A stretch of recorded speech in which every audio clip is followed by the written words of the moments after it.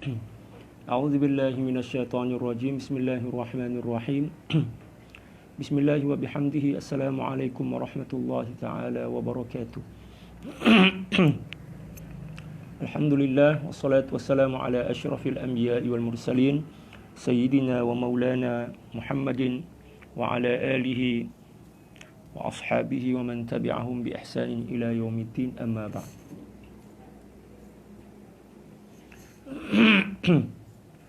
Allahumma ighfir li ummati sayyidina Muhammadin sallallahu alaihi wasallam wa aslih ummata sayyidina Muhammadin sallallahu alaihi wasallam wa farrij an ummati sayyidina Muhammadin sallallahu alaihi wasallam warham ummata sayyidina Muhammadin sallallahu alaihi wasallam wa alif baina qulubi ummati sayyidina Muhammadin sallallahu alaihi wasallam lima tuhibbu wa tardah waftah lana futuhal arifin bihaqqi sayyidina Muhammadin sallallahu alaihi wasallam. Subhanaka la ilma lana illa ma 'allamtana innaka antal alimul hakim wa la hawla wa la quwwata illa billahil aliyyil azim. Wa sallallahu ala sayyidina Muhammad wa ala alihi wa sahbihi wa sallam. Alhamdulillahi rabbil alamin. Alhamdulillah, marilah kita kembali memperbarui rasa syukur kita kepada Allah Subhanahu wa taala atas seluruh nikmat yang telah dianugerahkan kepada kita. Semoga dengan rasa syukur itu Allah Subhanahu wa taala melanggengkan dan menambah nikmatnya kepada kita baik di dunia maupun di akhirat. Allahumma amin. Salawat dan salam semoga senantiasa terbingkis untuk baginda Rasulullah sallallahu alaihi wasallam, demikian juga keluarga beliau dan para sahabat serta orang-orang yang senantiasa mengikuti jejak langkah beliau. Fa shalawatullahi wa salamuhu alaika sayyidi ya Rasulullah. Para sahabat Facebook sekalian, rahimakumullah, demikian juga para jamaah kaum muslimin dan muslimat serta para santri dan santriwati Pondok Pesantren Tahfidz Tarbiyah dan Dakwah Syekh Yusuf Al-Hasani, hafizakumullah. Semoga Allah Subhanahu wa taala senantiasa menjaga antum dan kita semua. Allahumma amin. Insyaallah pada pagi ini kita akan kembali melanjutkan kajian tafsir kita dari tafsir Al-Munir fi syari'ati wa fil aqidati wa syari'ati wal manhaji karangan Sayyidi Profesor Dr. Wahbah Az-Zuhaili radhiyallahu taala anhu, nafa'ana Allahu bi ulumihi wa ulumi syuyukhihi wa syuyukhina wa jami'i awliya'illahi salihin fid dharain. Allahumma amin. Insyaallah pagi ini kita akan memulai kajian tafsir suratul Baqarah, surah kedua dalam urutan surah yang ada dalam Al-Quran. Urutan penulisan surah dalam Al-Quran. Bismillahirrahmanirrahim. Suratul Baqarati madaniyatun illa ayata wahid wa thamanin ba'da mi'atain fanazalat bimina fi hajjatil wada' wa ayatuha mi'atani wa sittun wa thamanuna wa hiya awwalu suratin nazalat bil Madinah. Suratul Baqarah. Suratul Baqarah ini termasuk surat Madaniyah, yaitu surah yang diturunkan oleh Allah Subhanahu wa taala kepada baginda Rasulullah sallallahu alaihi wasallam setelah beliau melakukan hijrah dari kota Mekah ke Madinah. Ketika beliau berhijrah, maka itu dianggap apabila ada ayat yang turun setelah beliau berhijrah, maka digolongkan sebagai ayat atau surah Madaniyah walaupun turun bukan di Madinah. Karena yang menjadi batas Madaniyah atau Makkiyah adalah hijrah baginda Rasulullah SAW seperti yang telah dijelaskan sebelum ini. Kecuali ayat 281. Ayat 281 ini diturunkan di Mina ketika baginda Rasulullah sallallahu alaihi wasallam sedang berhaji dan haji wada'. Dan bunyi ayat tersebut adalah Bismillahirrahmanirrahim, wattaqu yawman turja'una fihi ila Allah thumma tuwaffa kullu nafsin ma kasabat wa hum la yuzlamun. Ayat ini diturunkan oleh Allah Subhanahu wa taala di Mina ketika baginda Rasulullah SAW sedang menunaikan ibadah haji, yaitu haji yang terakhir yang beliau lakukan. Dan ayat ini merupakan ayat yang paling terakhir secara mutlak turun dalam Al-Quran. Ayat yang paling terakhir turun secara mutlak dalam Al-Quran. Wattaqu yawman turja'una fihi ila Allah.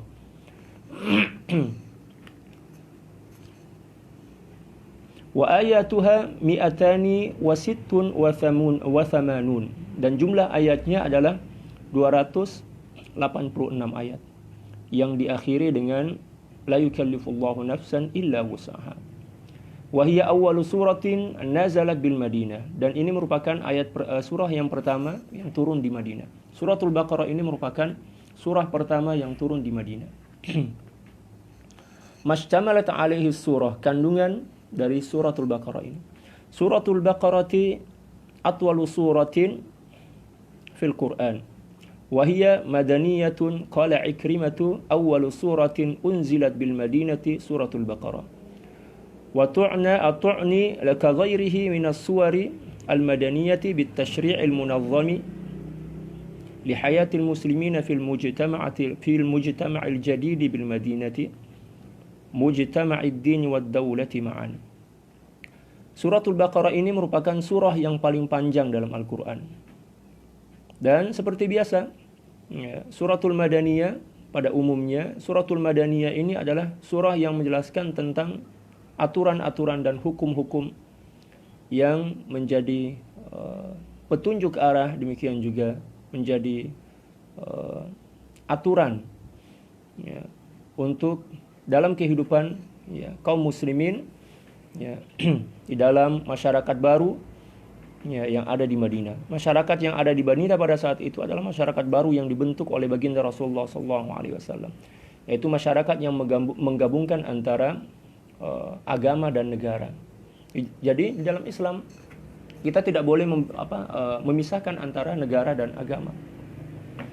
Karena baginda Rasulullah SAW ketika membentuk Madinah sebagai Daulatul Islamiyah, negara Islam, saat itu beliau menggabungkan antara agama dan negara. Agama dan negara tidak boleh dipisahkan. Karena apabila negara dipisahkan dari agama, maka negara ini akan menjadi liar. Negara ini tidak akan pernah menikmati kedamaian.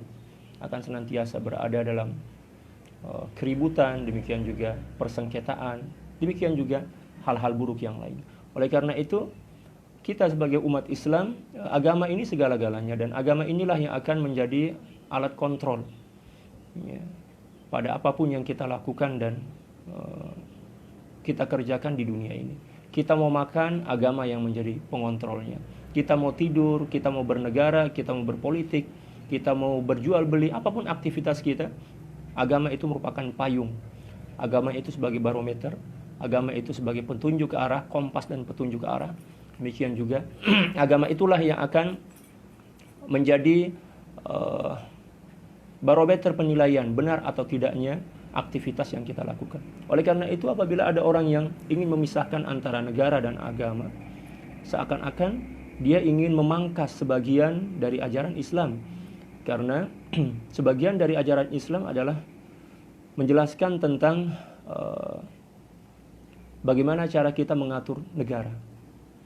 Bahkan Al-Imamul Mawardi radhiyallahu ta'ala an telah menulis satu kitab yang sangat luar biasa yang menjelaskan tentang ilmu tata negara. Judul kitabnya adalah Al-Ahkamus Sultaniyah, hukum-hukum ketatanegaraan. Di dalam kitab tersebut beliau menjelaskan secara gamblang, secara terperinci, bagaimana seorang muslim atau kaum muslimin mengatur dan menjalankan kehidupan bernegara sesuai dengan apa yang telah dicontohkan oleh baginda Rasulullah SAW ketika beliau membentuk negara Islam pertama saat beliau berhijrah ke Madinah. Jadi kita tidak boleh memisahkan antara negara dan agama. Tetapi bukan berarti kita dipaksa untuk merubah seluruh negara-negara yang ada di dunia ini dengan memberlakukan hukum Islam. Tidak seperti itu juga. Karena kalau kita membaca tentang ilmu-ilmu ketatanegaraan dalam Islam, ternyata yang dinamakan negara Islam itu salah satu kriterianya bukan seperti apa yang kita bayangkan. Ya, tidak memaksa kita untuk menjadikan negara itu sebagai negara yang berundang-undangkan Islam 100%. Tidak seperti itu ternyata konsep ya, negara Islam dalam agama kita. Konsep bernegara dalam agama kita. Seperti ini, para saudara sekalian. Banyak yang menyangka dan banyak yang mengira bahwa negara Islam yang dimaksud oleh agama kita adalah negara yang terbangun atas dasar undang-undang Islam secara menyeluruh.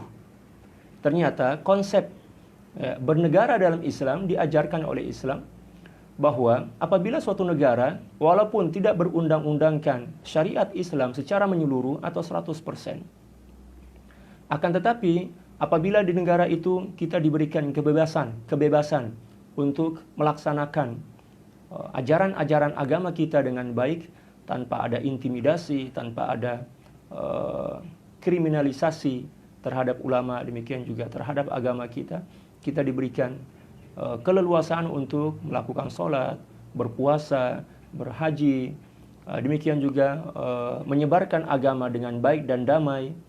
Ya, maka sebenarnya itulah karakteristik ajaran bernegara yang diajarkan oleh Islam.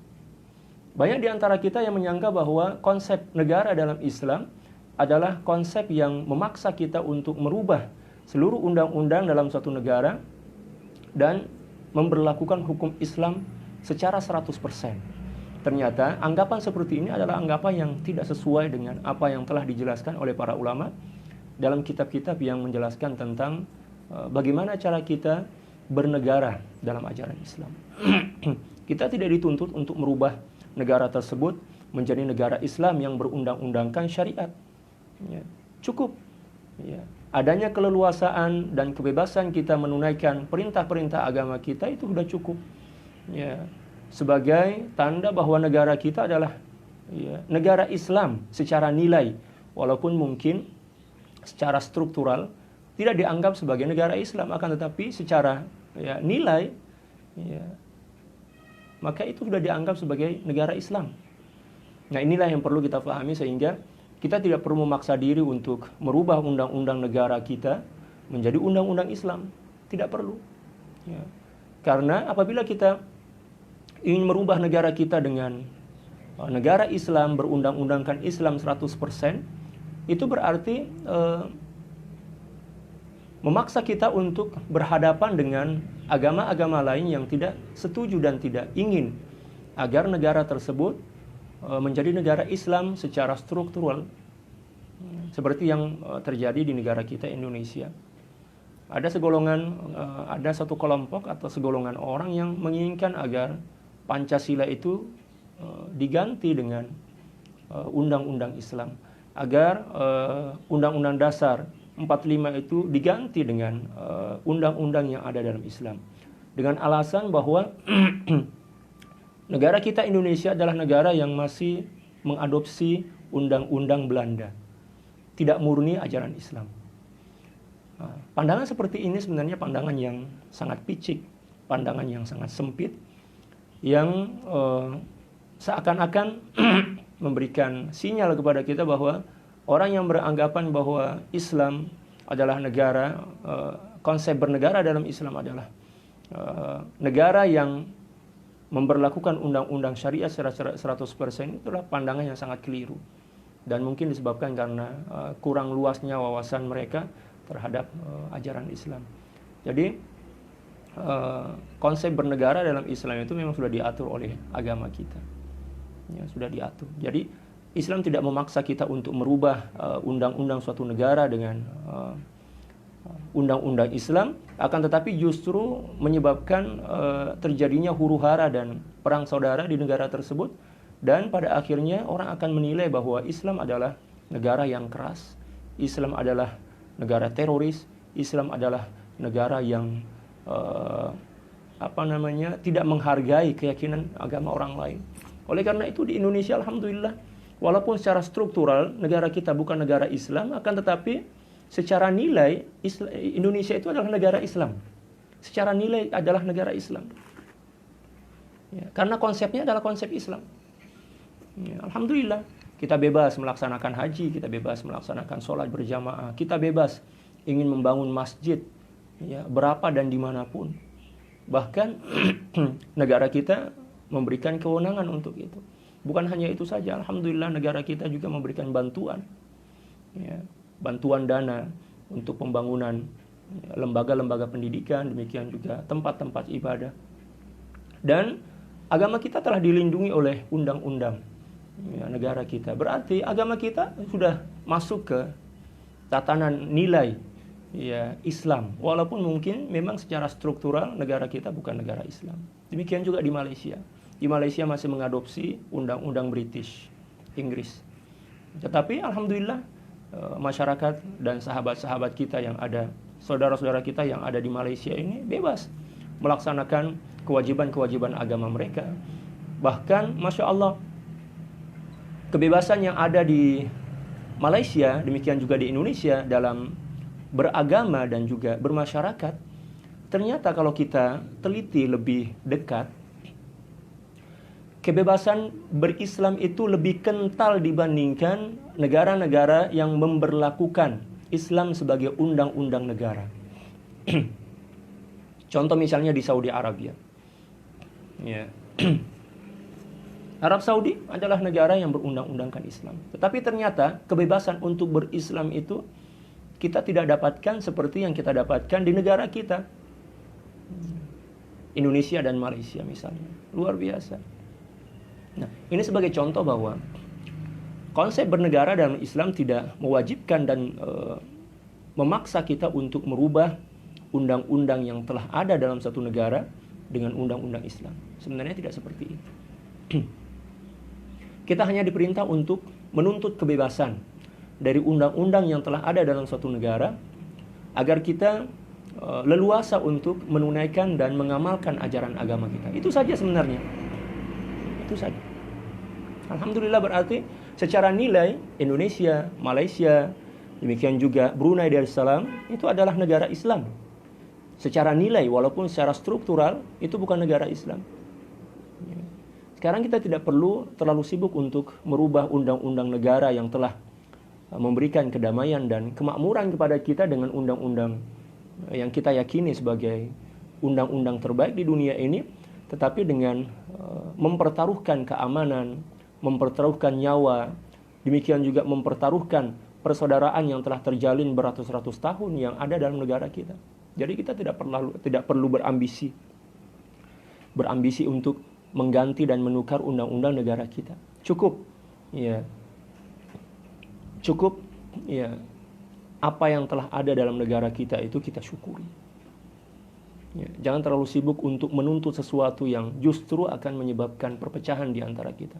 Akan tetapi, marilah kita sibuk untuk mengamalkan, demikian juga untuk mempraktekkan ajaran-ajaran yang alhamdulillah telah mendapatkan kebebasan dan juga telah dilindungi oleh undang-undang negara kita. Jadi tidak perlu sibuk untuk memperjuangkan perubahan dasar-dasar negara dengan undang-undang Islam, akan tetapi justru akan menyebabkan negara itu hancur dan berantakan. Na'udzubillah tsumma na'udzubillah min dzalik.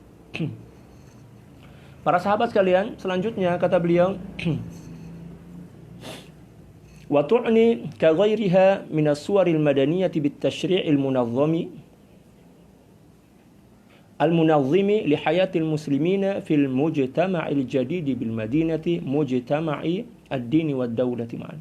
Jadi beliau ingin mengungkapkan bahwa negara atau masyarakat yang dibentuk oleh baginda Rasulullah SAW di Madinah kala itu, pada saat itu adalah masyarakat yang dibentuk oleh nilai-nilai Islam dalam bingkai kenegaraan. Maksudnya tidak memisahkan antara urusan agama dan negara. Bahkan yang menjadi ruh atau menjadi intipati, kalau dalam bahasa Melayu, intipati dari negara tersebut adalah nilai-nilai keislaman. Kalau di zaman baginda Rasulullah SAW, Islam itu memang menjadi undang-undang negara, itu sangat wajar. Karena pada saat itu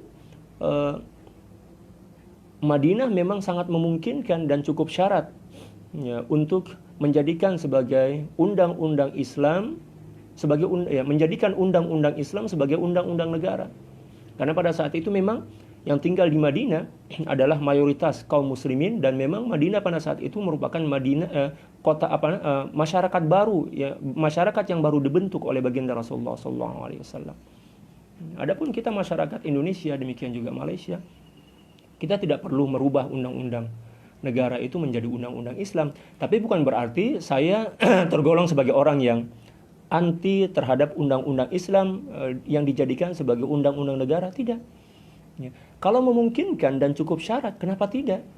Kita lakukan saja. Akan tetapi saat ini untuk memberlakukan dan menjadikan syariat Islam sebagai undang-undang negara, baik itu di Indonesia atau sama ada di Indonesia maupun di Malaysia, itu adalah sesuatu yang mustahil secara akal. Bahkan apabila ambisi ini ya, dipaksakan, maka akan menyebabkan negara itu akan hilang ya, dari peta dunia. Akan terjadi huru-hara, peperangan, demikian juga pertumpahan darah. Kita nikmati sajalah apa yang ada sekarang, kita syukuri aja.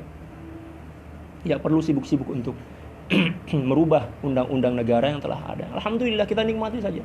Karena undang-undang kita baik di Indonesia demikian juga di Malaysia memberikan kebebasan dan keleluasaan kepada umat Islam untuk mengamalkan dan menyebarkan agama mereka tanpa adanya intimidasi, tanpa adanya pembatasan-pembatasan, tanpa adanya kriminalisasi terhadap ya, ajaran-ajaran tersebut. Oleh karena itu, alhamdulillah kita syukuri aja lah. Nggak perlu terlalu sibuk untuk sesuatu yang mustahil secara akal, dan tidak perlu terlalu sibuk untuk melakukan sesuatu yang justru akan menimbulkan kehancuran yang lebih besar. Fala yanfasilu ahaduhuma 'anil akhar, maka tidak bisa dipisahkan, tidak terpisah antara agama dan negara. Agama dan negara tidak dipisahkan. Urusan agama dan negara tidak boleh dipisahkan. Wa innama huma mutalazimani talazumal jasadi war ruh. Ya. Akan tetapi sesungguhnya antara agama dan negara itu adalah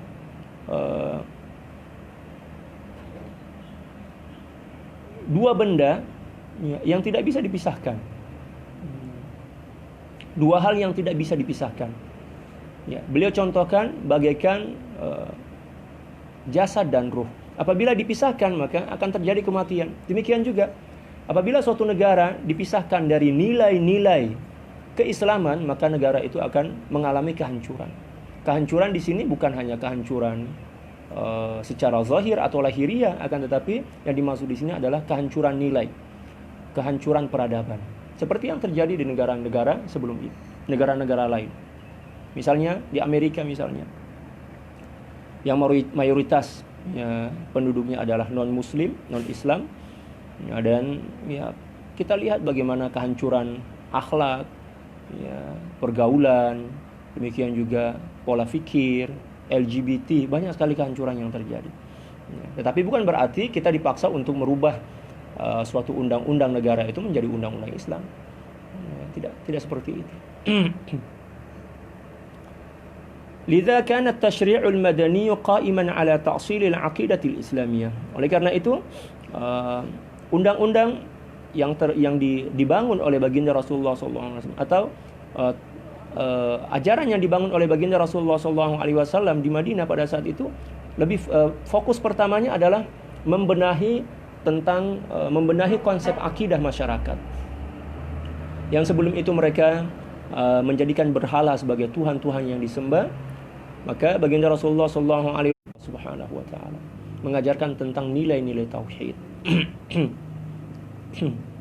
untuk memurnikan nilai-nilai tauhid. Wa ma bada'uha al-imanu billahi wa bil ghaib, dan yang mendasarinya adalah iman kepada Allah Subhanahu wa ta'ala dan juga iman kepada hal-hal yang gaib seperti surga, adanya neraka, adanya pertanggungjawaban amal ibadah di akhirat nanti, adanya padang mahsyar, demikian juga yang lain. Wa bi anna masdar al-Qur'ani huwa Allahu azza wa jalla, dan juga menjelaskan bahwa sumber dan asal dari kitab suci Al-Qur'an adalah Allah Subhanahu wa taala. Itu merupakan firman-firman Allah Subhanahu wa taala. Demikian juga wal i'timadu al-jazimu bima anzalallahu ala rasulihi wa ala al-anbiya'i sabiqin. Demikian juga baginda Rasulullah sallallahu alaihi wasallam mengajarkan pada masyarakat baru, masyarakat Madinah pada saat itu, mengajarkan tentang keyakinan murni, keyakinan yang mantap terhadap apapun yang telah diturunkan oleh Allah Subhanahu wa taala kepada baginda Rasulullah sallallahu alaihi wasallam, yaitu Al-Qur'an. Demikian juga kepada nabi-nabi sebelum beliau seperti Taurat, Injil, Zabur, demikian juga suhuf-suhuf dan kitab-kitab yang lainnya, ya, sebagai kitab samawiyah atau kitab samawi yang juga bersumber dari Allah Subhanahu wa taala, walaupun memang hukum-hukum dan kandungannya telah dibatalkan dengan kedatangan ya, Al-Qur'an yang dibawa oleh baginda Rasulullah sallallahu alaihi wasallam. Wa bi anna al-amal as-salih turjumanu dzalik. Dan juga menjelaskan bahwa kita sebagai umat Islam tidak cukup hanya sebatas berkeyakinan, ya, atau tidak cukup hanya sebatas memantapkan konsep keyakinan kita kepada agama, akan tetapi lebih dari itu kita juga dituntut untuk mengimplementasikan, untuk menerapkan nilai-nilai agama tersebut dalam bentuk aktivitas, dalam bentuk amal soleh, ya, dalam bentuk nyata. Jadi, baginda Rasulullah SAW mengajarkan keseimbangan antara keyakinan dan pembuktian atas keyakinan tersebut. Wa yatamassalu al-'amalu bi'aqdi silatil insani ma'a rabbih biwasitatis shalah. Dan contoh konkret atau contoh real tentang ya, keharmonisan hubungan antara Tuhan dengan hamba atau hamba dengan Tuhan terwujud dalam bentuk ibadah, diantaranya adalah sholat. Jadi sholat itu merupakan pembuktian adanya hubungan yang harmonis atau harmoni kalau dalam bahasa Melayu antara seorang hamba dengan Tuhannya. Jadi kalau ada orang yang berkeyakinan, oh saya beriman kepada Allah, saya ini muslim, saya ini mukmin, tapi tidak sholat, berarti pengakuannya itu kosong melompong. Karena setiap apa yang kita yakini, setiap apa yang kita akui, kita diwajibkan untuk membuktikan secara real, membuktikannya secara nyata dalam bentuk amal. Di antara pembuktian itu adalah pembuktian melalui ibadah sholat. Karena sholat itu merupakan bukti tentang adanya nilai-nilai keimanan dalam hati seorang hamba. Wa bi tahqiqi usulit takafulil ijtima'i biwasitatil infaqi fi sabilillah. Dan juga merealisasikan ya, dasar-dasar kehidupan bermasyarakat ya, dalam bingkai saling tolong-menolong dan saling bantu-membantu ya, yang terwujud dalam bentuk ibadah sosial yang bernama infak fisabilillah. Jadi dalam Islam itu ibadah terbagi menjadi dua. Yang pertama adalah ibadah individu, yang hubungannya antara seorang hamba dengan Allah secara pribadi, ya, dan yang kedua adalah ibadah sosial, ya, muamalat, ya, interaksi antara manusia sesama manusia, dan itu juga dianggap sebagai ibadah. Jadi ibadah itu bukan hanya hubungan langsung antara seorang hamba dengan Tuhannya, akan tetapi interaksi sosial antara makhluk dengan makhluk yang lain sesuai dengan aturan syariat itu juga dianggap sebagai ibadah. Bahkan ibadah sosial ini ya, kalau berhitung pahala dan ganjaran lebih besar dibandingkan ya, ibadah individu. Akan tetapi tidak boleh kita mengatakan bahwa lebih baik kita melakukan ibadah sosial dan meninggalkan ibadah individu, karena ibadah sosial pahalanya lebih besar. Di dalam Islam kita diajarkan keseimbangan agar menyeimbangkan antara ibadah sosial dan ibadah individu kita, yang sifatnya horizontal dan vertikal. Seperti itu. Kita diajarkan tentang keseimbangan. Nah, itulah beberapa konsep yang diajarkan di dalam suratul Baqarah ini, secara ringkas, secara singkat. Walaupun sebenarnya pembahasannya cukup panjang, tapi kita tidak mampu untuk membacanya secara keseluruhan.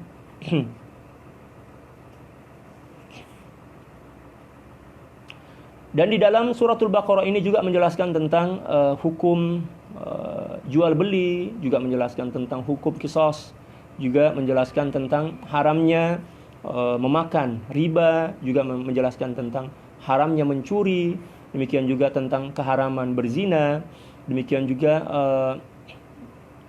menjelaskan tentang konsep ya, akidah Islamiyah, dan juga menjelaskan tentang karakteristik orang-orang munafik, dan juga menjelaskan tentang ciri-ciri dan karakteristik ya, orang-orang kafir, demikian juga orang-orang fasik. Ya.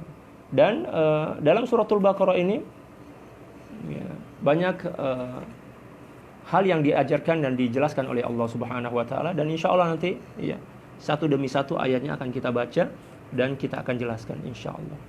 Oke. Selanjutnya kita akan membahas tentang sababut tasmiyah, latar belakang penamaan ya, suratul Baqarah. Jadi setiap surah yang ada dalam Al-Qur'an ya, penamaannya itu mempunyai historis, mempunyai latar belakang. Ya.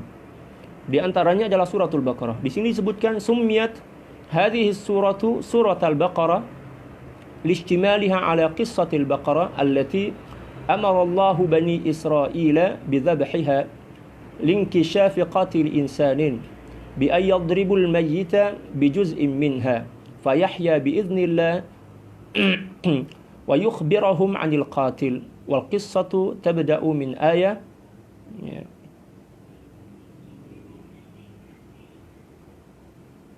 ثمانية وستين من سورة البقرة وهي قصة مثيرة فعلا يعجب منها السامع ويحرص على طلبها.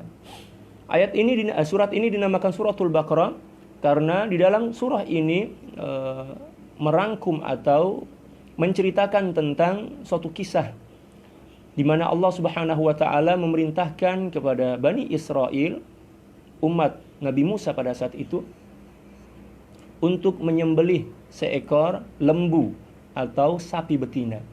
Tujuannya untuk mengungkap motif pembunuhan seorang manusia yang tidak diketahui siapa yang membunuhnya.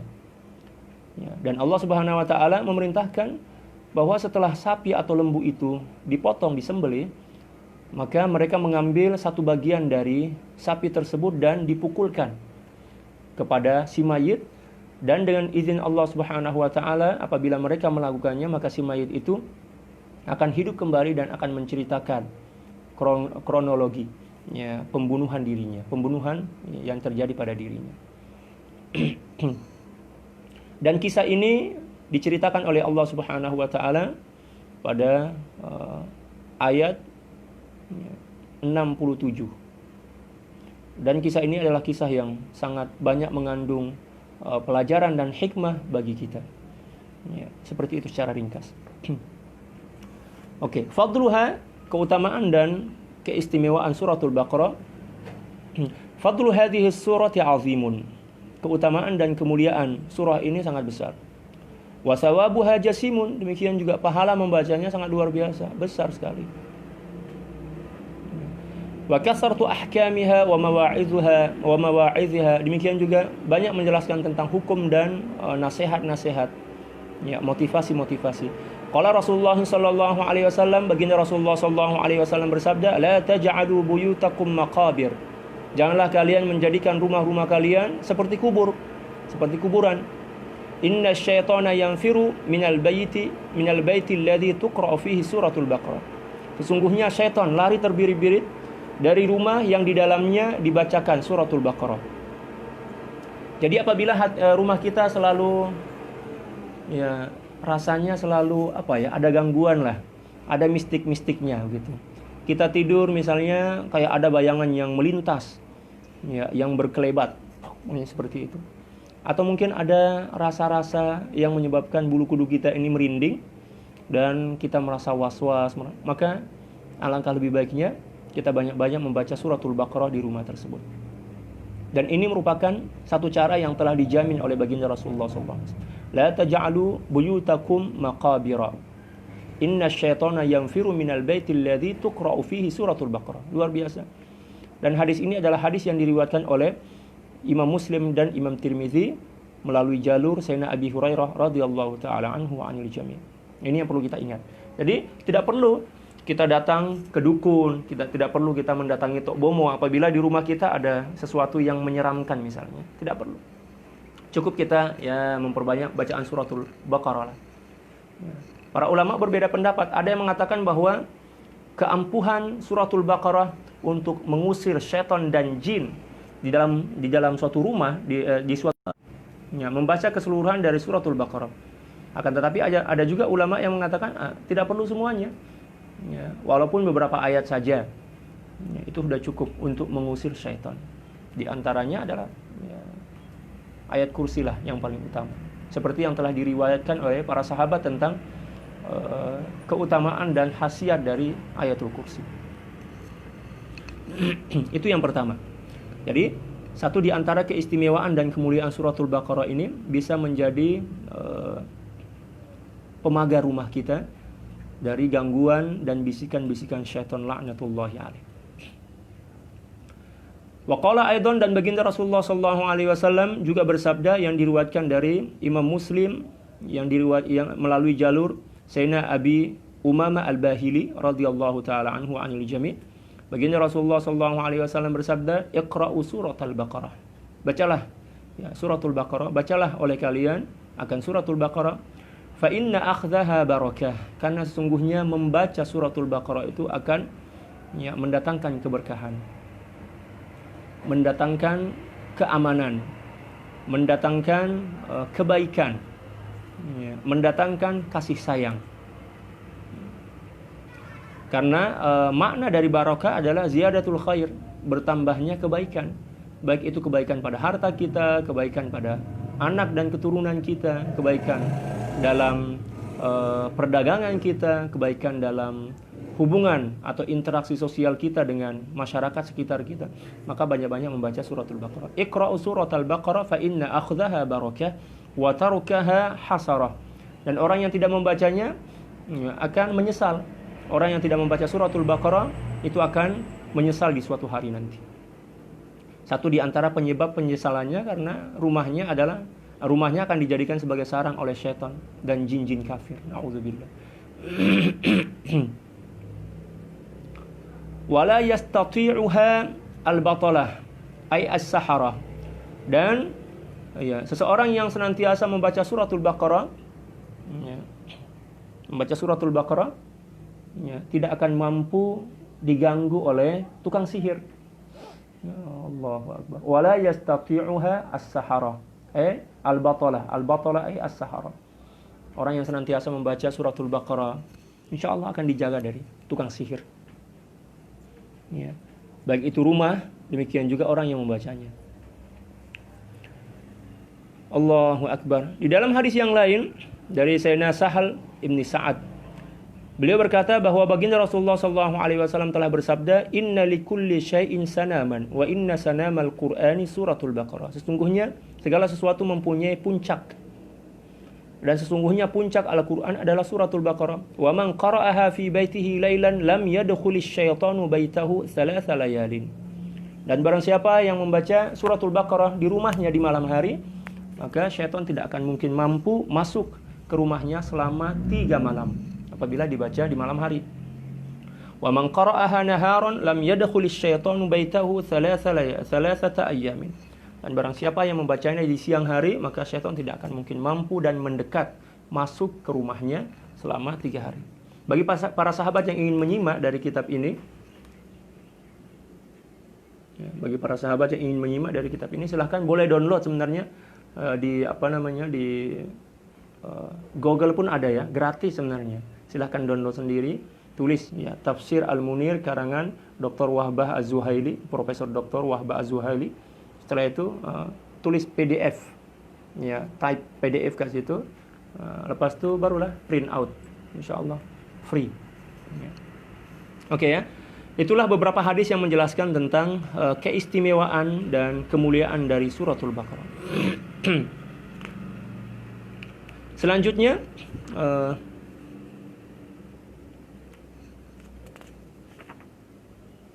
kita akan membahas tentang sedikit qiraah yang ada pada suratul Baqarah dari ayat yang pertama sampai ayat yang kelima. Kita akan bahas 5 ayat saja kali ini. Kita akan membahas tentang qiraah. Bismillahirrahmanirrahim. Kita akan membahas tentang qiraah secara ringkas. Ada beberapa perbedaan qiraah pada 5 ayat pertama dari suratul Baqarah ini. Yang pertama adalah perbedaan qiraah yang ada pada ayat yang kedua dari suratul Baqarah. Allah Subhanahu wa taala berfirman, Alif Lam Mim dzalikal kitabu la raiba fih. Ya. Dalam qiraat kita, qiraat Hafs an Asim, ya, apabila kita ingin menyambung ya fihi ke kalimat atau kata hudan, maka huruf H ya tidak boleh dipanjangkan. Saya berikan contoh.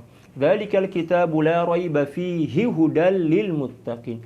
Fihi hudal lil muttaqin. Itu qiraat kita. Ya. Di sini ada 2 qiraat. Qiraat yang pertama adalah ya, qiraat kita yang kita gunakan, yaitu dengan tidak membaca panjang fihi, hinya. Ya. Kecuali apabila kita berpindah ke qiraat yang lain. Kalau qiraat yang lain, ketika menyambung fihi kepada kalimat atau kata hudan, maka hinya itu dibaca panjang. Ya. Mausulan biyain wahia qiraatu Ibnu Katsir, dan ini merupakan qiraah Ibnu Katsir. Ya, cara membacanya seperti ini. Dzalikal kitabu la raiba fihi hudan lil muttaqin. Dipanjangkan huruf hinya. Dan ini merupakan qiraah Ibnu Katsir. Adapun qiraah yang lain diantaranya adalah qiraah Hafs an Asim. Maka ketika kita menyambung kata tersebut, kita tidak perlu memperpanjang bacaan huruf H. Langsung saja.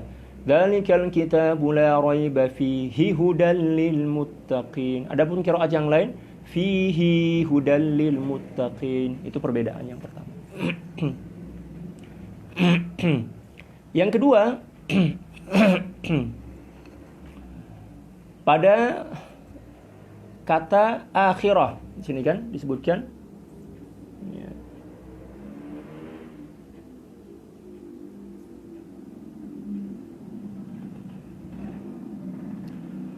Walladzina yu'minuna bima unzila ilaika wama unzila min qablika wabil akhirati hum yuqinun. Ajaran yang keempat. Di sini ada perbedaan qiraah pada kata bil akhirah wabil akhirah.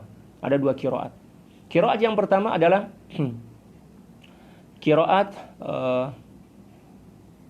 yang masyhur, ya, qiraat jumhur para ulama, yaitu dengan memanjangkan ya, akhirah ya, tanpa menyambungnya. Wabil akhirati, ya, wabil akhirati, memanjangkan huruf hamzah yang ada pada al-akhirah. Wabil akhirati, ini merupakan qiraat jumhur, bacaan jumhur. Adapun qiraah yang lain, yaitu qiraat Warsh, maka cara membacanya berbeda dengan kita. Mereka membacanya dengan ya, cara wabila khirati, bukan wabil akhirah, wabila. Kalau mereka membacanya wabila khirati. Itu perbedaan qiraat. Ya, itu saja mungkin perbedaan qiraat yang ada pada 5 ayat pertama dari suratul Baqarah ini. Ya, pertama, perbedaan ketika menyambung bacaan fihi hudal lil muttaqin, ada yang membacanya dengan memperpanjang huruf H, fihi hudal lil muttaqin, ada juga yang tidak memperpanjangnya dengan cara membaca fihi hudal lil muttaqin. Yang kedua,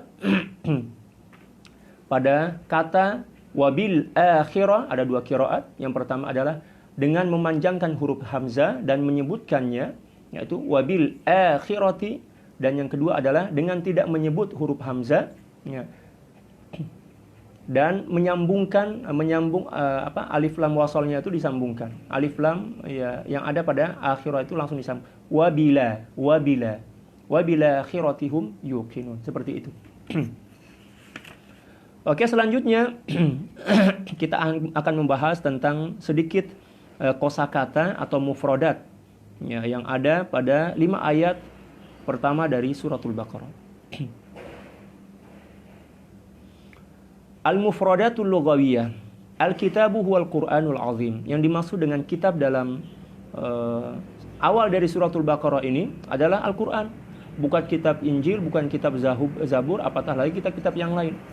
Dzalikal kitab qala ammatul mufassirina ta'wilu qaulillahi ta'ala dzalikal kitab.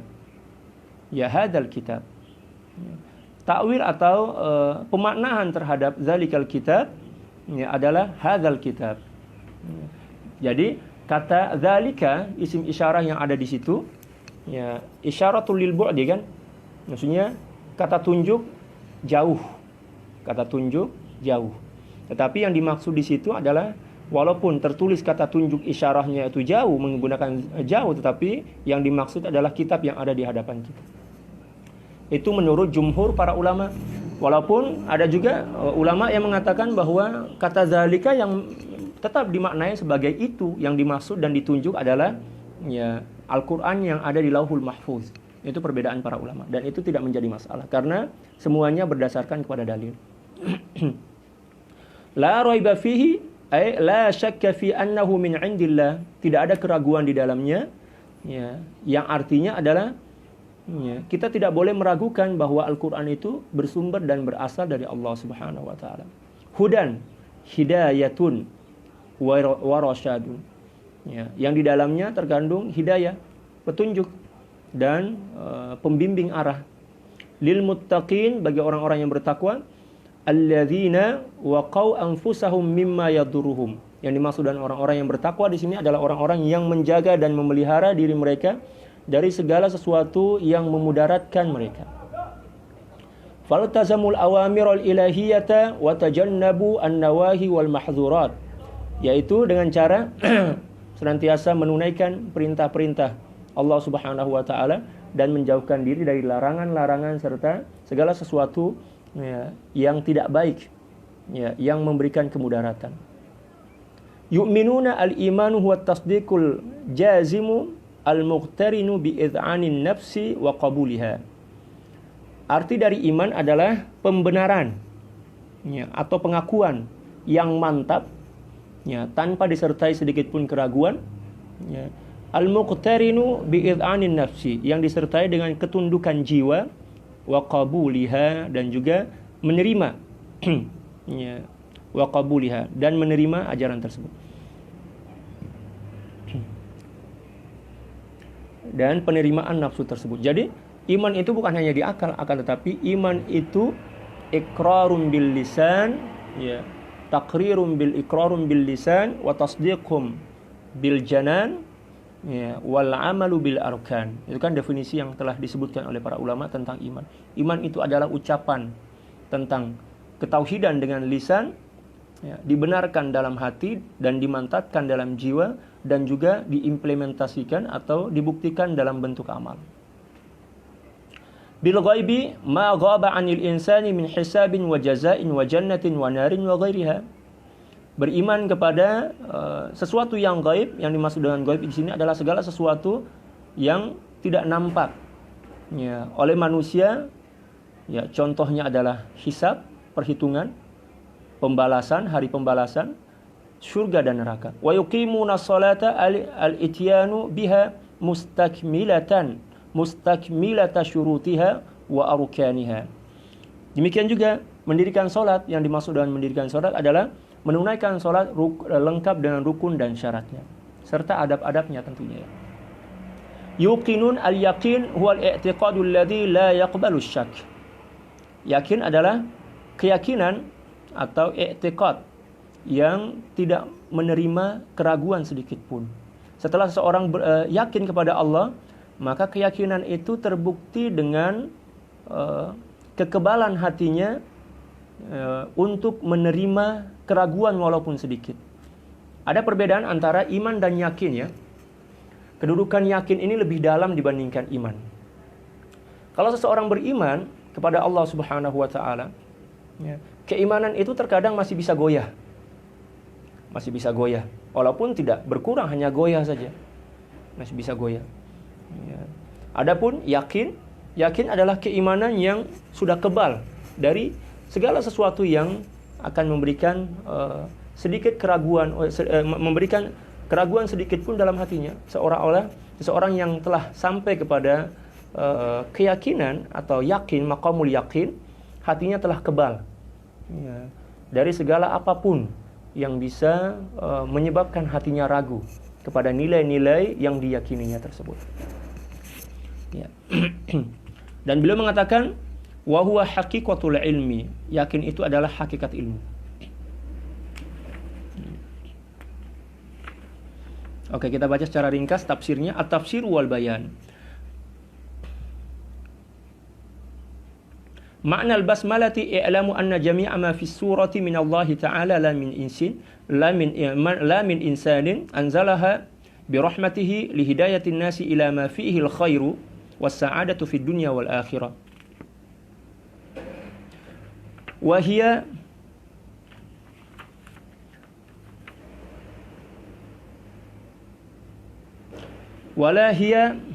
wa hiya la syakka, ya.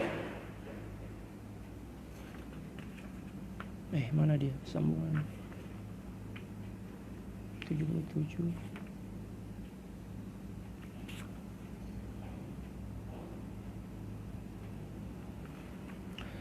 Wahia la syakka ayatun minal Qur'ani biijma'i sahabati alladhina harisu ala jam'il mushafi alla yaktubu fihi ayya syai'in min ghairil Qur'an. Ya. Di sini beliau menjelaskan tentang beberapa perkara. Yang pertama, hikmah mengapa bismillah itu ditulis di awal suratul Baqarah. Beliau mengatakan bahwa bismillah yang ada dalam suratul Baqarah ini merupakan salah satu dari ayat Al-Quran. Alasannya sangat sederhana. Ya. Karena kata beliau, para sahabat yang telah menulis Al-Quran di zaman dulu telah berkeyakinan dan berusaha untuk tidak memasukkan ke dalam tulisan Al-Quran kecuali ayat-ayat suci Al-Quran. Sehingga beliau mengatakan bahwa bismillah yang ada pada awal suratul Baqarah juga merupakan bagian dari ayat dalam Al-Quran. Walaupun memang para ulama berbeda pendapat, ada yang mengatakan bahwa setiap bismillah yang tertulis pada setiap awal suratul Baqarah, pada setiap awal surah kecuali At-Taubah, itu merupakan bagian dari setiap surah yang di awalnya ditulis Bismillahirrahmanirrahim. Berarti ayat itu Bismillahirrahmanirrahim itu merupakan bagian dari surah yang di dalamnya tertulis Bismillahirrahmanirrahim. Ada juga yang mengatakan bahwa memang tidak diingkari bahwa Bismillahirrahmanirrahim merupakan bagian dari ayat dalam Al-Quran, yaitu suratul Naml, akan tetapi tidak menjadi bagian dari setiap surah yang ada dalam Al-Quran. Itulah perbedaan para ulama. Dan mereka semuanya menggunakan hujjah dan dalil yang kuat.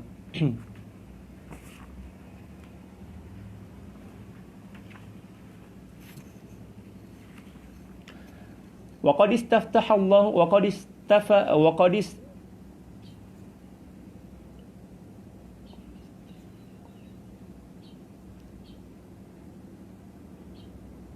Waqad istaftaha Allahu hadhihi surata bil hurufil muqatta'ah.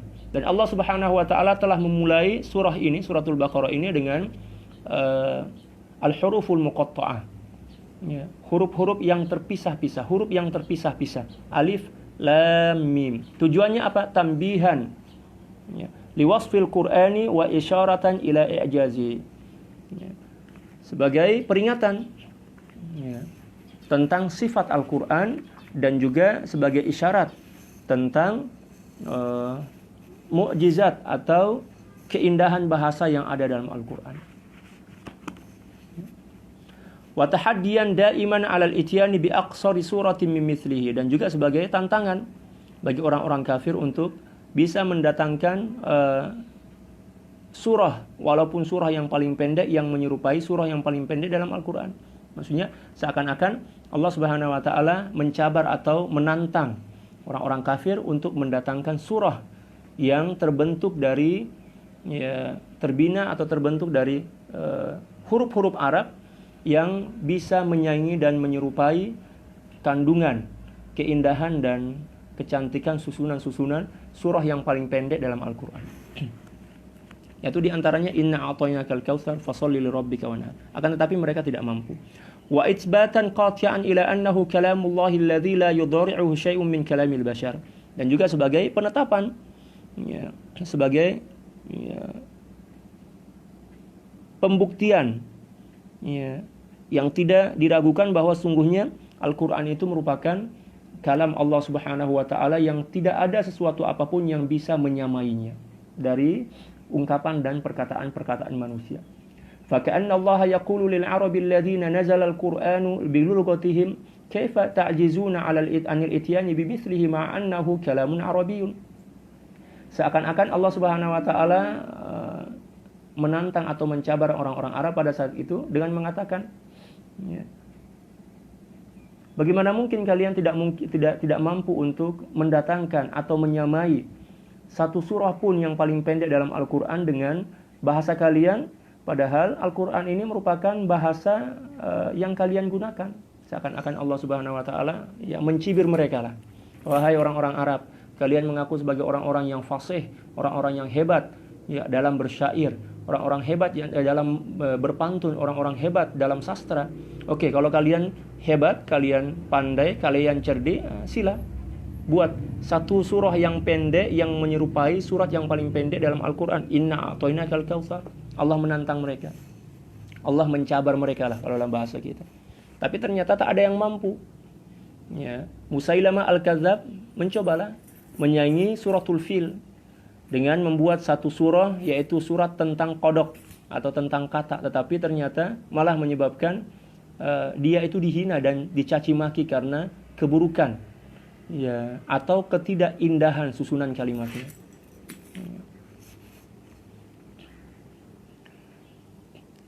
Wa murakkabun minal hurufil hijaiyati allati yantiqu biha kullu arabin, dan juga terbentuk dari huruf-huruf hijaiyah yang menjadi rangkaian setiap perkataan orang-orang Arab yang menggunakan bahasa Arab tersebut. Wa ma'a dzalika ajaztum an mujaratihi. Hadza huwa ra'yul muhaqqiqin min al-ulama'i alladhina qalu innama dzukirat hadhihi al-huruf fi awail as-suwari allati dzukirat fiha bayanan li'ijaz al-Qur'an wa anna al-khalqa ajizuna ala mu'aradatihi bimithlihi. Hadza ma'a annahu murakkabun min hadhihi al-huruf al-muqatta'ati allati yatakhatabuna biha. Dan itu merupakan pendapat para ulama.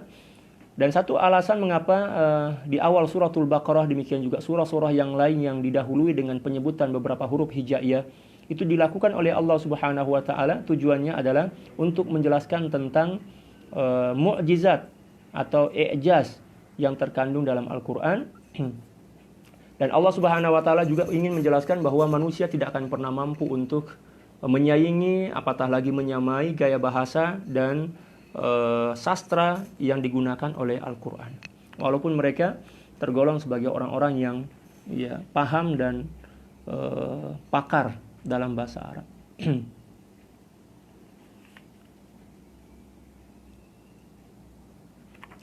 Selanjutnya kata beliau, saya ambil potong-potong saja ya. Thumma wasafa Allah Ta'ala Al-Qur'ana bi awsafin thalatha. Kemudian Allah Subhanahu wa Ta'ala menjelaskan Al-Quran dengan 3 sifat. Ya. Al-awwalu annahu al-kitabul kamilu fi kulli mastamala alaihi min ma'anin wa maqasida wa qasasin, ya, wa ibarin wa tashri'atin ghairi muqabilatin lin-naqd.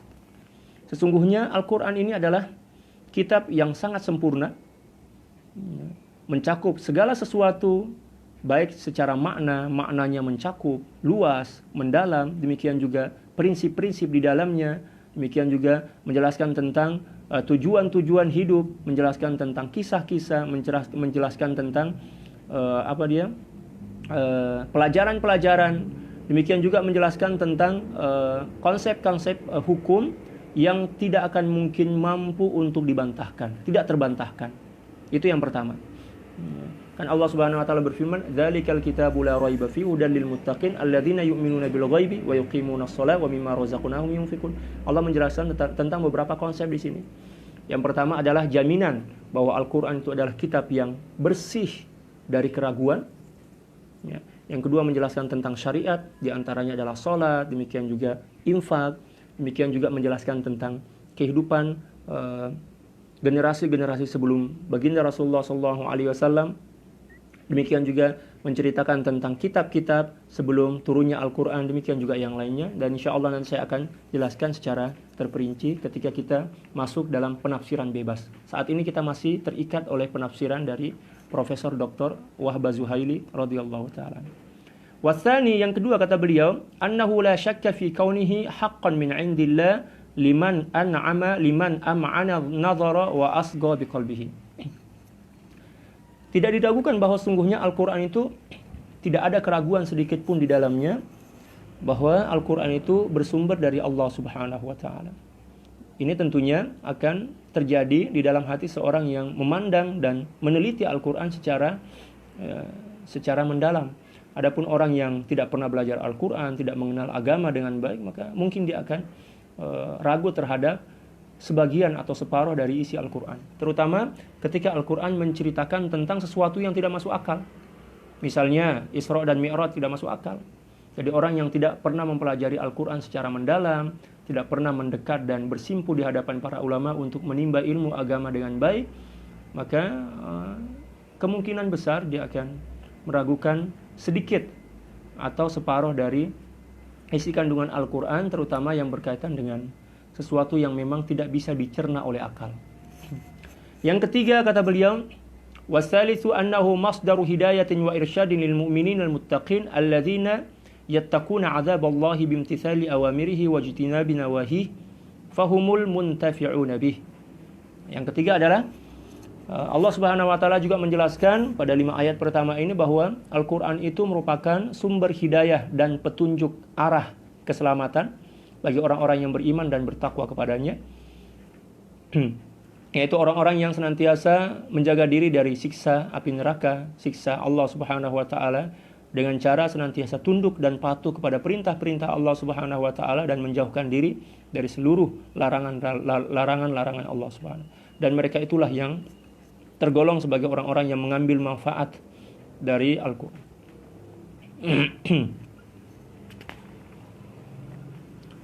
ثم أبان الله تعالى 4 صفات للمتقين الذين ينتفعون بالقرآن وهم الذين يؤمنون ويصدقون بالمغيبات أي بالغيبات التي أخبر عنها القرآن من البعث والحساب والصراط والجنة والنار وغيرها فلا يقفون عند مجرد الماديات والمحسوسات التي يدركها العقل إدراكا قريبا وإنما يدركون أيضا ما وراء المادة من عوالم أخرى كالروح والجن والملائكة وعلى رأسها وجود الله تعالى ووحدانيته.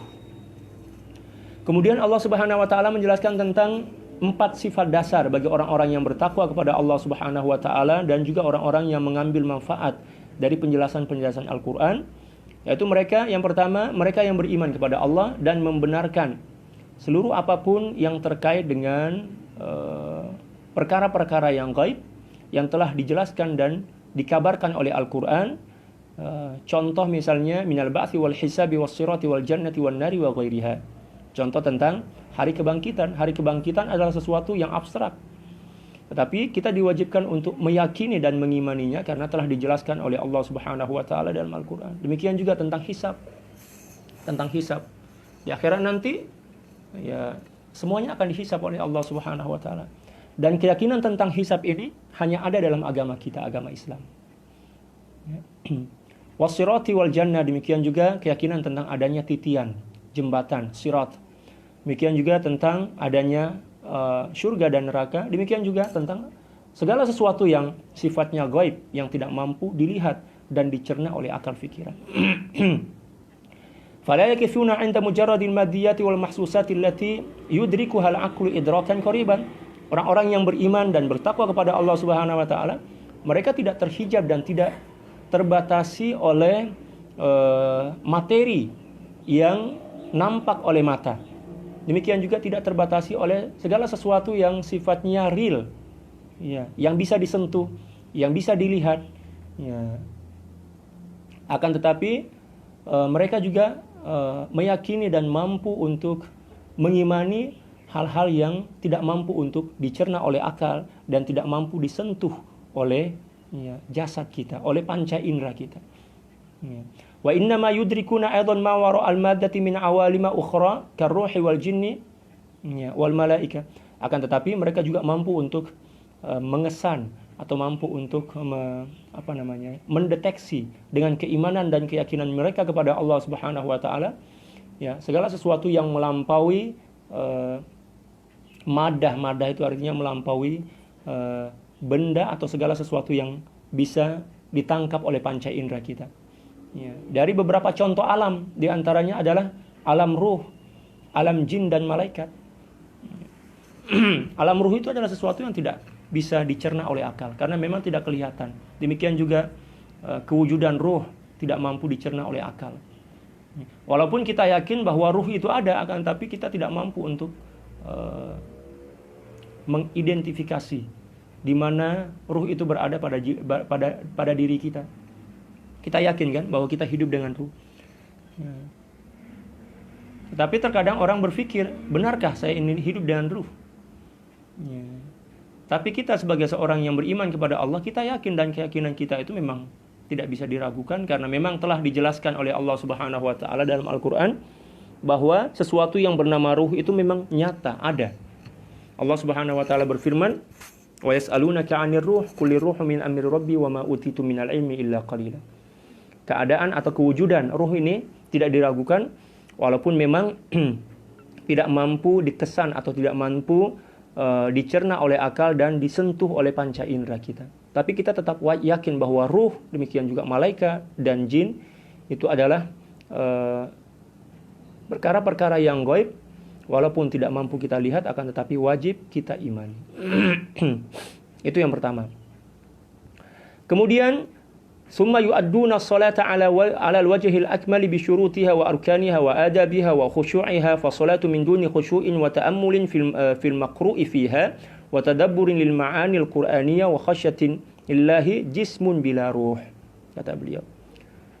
Ya, karakteristik yang kedua orang yang bertakwa kepada Allah adalah senantiasa mendirikan atau menunaikan salat dengan cara yang paling sempurna, dengan senantiasa memperhatikan dan mencukupkan syarat-syarat dan rukun serta adab-adabnya, dan juga memperhatikan kekhusyuan dalam pelaksanaan salat tersebut. Fasolatu min duni khusyu'in wa ta'ammulin fil maqru'i fiha wa tadabburin lil ma'anil qur'aniyati wa khasyati lillahi jismun bila ruh, kata beliau.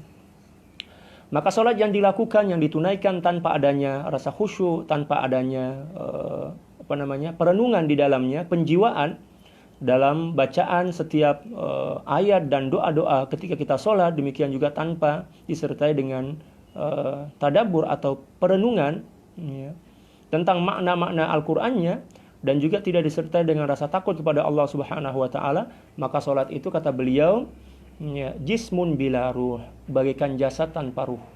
Berarti sholat itu dianggap mati. Sholat dianggap mati. Orang yang tidak khusyuk, orang yang tidak menunaikan rukun dan syarat serta adabnya dengan sempurna, demikian juga orang yang tidak mampu merenungkan dan mentadaburi isi-isi kandungan dari Al-Qur'an yang dibacanya dalam salat, maka walaupun badannya melakukan gerakan-gerakan salat, akan tetapi bagaikan jasad tanpa ruh. Salatnya itu bagaikan jasad tanpa ruh. Tidak berharga. Contoh misalnya, ada orang yang mau kasih kita bangkai ayam satu truk lah, satu lori. Kira-kira kita ambil nggak? Ya nggak mungkin kita ambil, karena bangkai kan, tidak ada ruhnya. Nah, kalau seandainya ayam itu masih hidup, maka jangankan satu truk, jangankan satu lori kalau dalam bahasa Melayu, satu ekor pun kita akan ambil. Ya, seperti itu. Selanjutnya, kata beliau, karakteristik yang selanjutnya adalah summa yunfiquna fi wujuhil birri wal ihsani minal amwali kaz zakati was shadaqati wa sairin nafaqatil wajibati syar'an fa yatahaqqaqu ar-rakha'u li jami'in nas wa tatahharul amwalu wa tutahhirul amwala mimma syabahu minasy syubhat wa yaktamilul bina'ul mansyudatu syar'an bina al-fardi bis salati allati hiya imaduddin wa bina al-mujtama'i biz zakati wa tawabi'iha allati hiya asasut taqaddumi wa ruqiyil hayati wa sa'adatil ummati fal ayatu 'ammatun fi kulli ghaibin akhbarahu bihi sallallahu alaihi wasallam Rasulullah sallallahu alaihi wasallam annahu kainun wa 'amun fi kulli salatin fardan kanat aw naflan wa 'ammun fi kulli nafaqah. Ya, karakteristik yang selanjutnya adalah orang yang beriman dan bertakwa kepada Allah Subhanahu wa taala adalah orang-orang yang senantiasa menginfakkan, mendermakan, membelanjakan harta benda mereka apabila mereka ada harta. Kalau nggak ada harta ya berarti karakteristik ini tidak akan kita temui pada diri seseorang yang tidak mempunyai harta. Senantiasa menginfakkan, membelanjakan harta benda mereka ya, untuk melakukan kebaikan, ya, sama ada zakat, sedekah, demikian juga contoh-contoh ya perbuatan yang lainnya seperti berderma, berwakaf, demikian juga yang lain. Dan dia juga berbagi kepada masyarakat, tidak menikmati kekayaan itu secara sendirian, ya, mempunyai kebiasaan berbagi. Itu tanda-tanda orang yang bertakwa kepada Allah. Adapun apabila kita menemukan seseorang yang sholatnya mantap, puasanya mantap, kaya, akan tetapi dia menikmati harta itu seorang diri tanpa mempunyai empati dan belas kasihan kepada orang-orang miskin dan kekurangan yang ada di sekitarnya, yakinlah bahwa orang tersebut memang rajin beribadah akan tetapi belum sampai pada tingkatan ketakwaan kepada Allah. Karena seseorang yang telah bertakwa kepada Allah Subhanahu wa taala adalah seorang yang telah mampu menunaikan kewajiban-kewajiban individunya seperti sholat, puasa, demikian juga yang lain, dan juga mampu untuk melakukan interaksi sosial dengan baik, di antaranya adalah dengan cara berzakat, menunaikan zakat, demikian juga berinfak, bersedekah, berwakaf, atau memberikan hadiah kepada orang-orang yang membutuhkannya.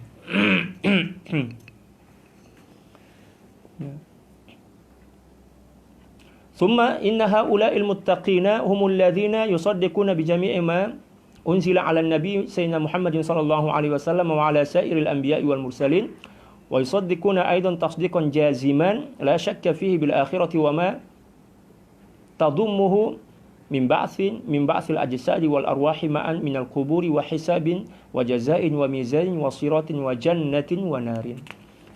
Adapun karakteristik atau tanda yang selanjutnya bagi orang-orang yang bertakwa kepada Allah Subhanahu wa taala adalah mereka meyakini dan mengimani kitab yang diturunkan oleh Allah Subhanahu wa taala kepada baginda Rasulullah sallallahu alaihi wasallam dan juga kepada kitab-kitab yang diturunkan kepada nabi-nabi sebelum baginda Rasulullah sallallahu alaihi wasallam. Ya, akan tetapi memang kita diwajibkan untuk untuk meyakininya, akan tetapi kita diharamkan untuk mengamalkannya.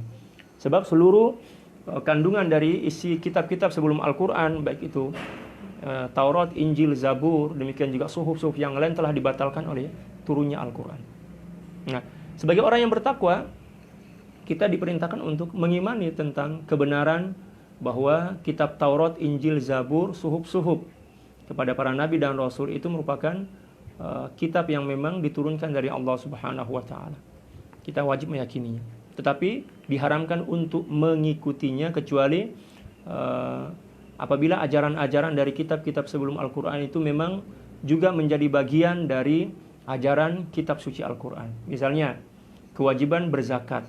Kewajiban berzakat itu bukan hanya kewajiban yang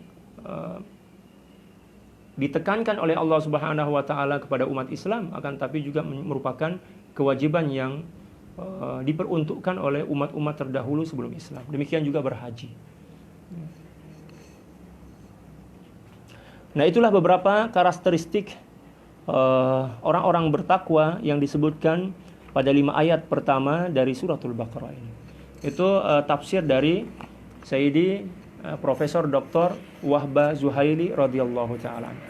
Selanjutnya kita akan kembali ke awal suratul Baqarah, 5 ayat dari awal suratul Baqarah ini. Kita akan menafsirkan dengan penafsiran bebas. Yang tadi kan penafsiran dari kitab Tafsirul Munir, dan insyaallah ya selanjutnya ini kita akan mencoba menafsirkannya dengan penafsiran yang kita sadur dan kita nukil, yang saya akan nukil dari beberapa kitab selain kitab ya Tafsirul Munir. Bismillahirrahmanirrahim. Ya, dengan nama Allah yang Maha Pemurah lagi Maha Penyayang. Dan Bismillah ini telah dijelaskan penafsirannya pada pertemuan sebelum ini. Tentang makna bismillah, tentang kandungan dari bismillah, keistimewaan bismillahirrahmanirrahim, demikian juga yang lain. Alif lam mim. Alif lam mim.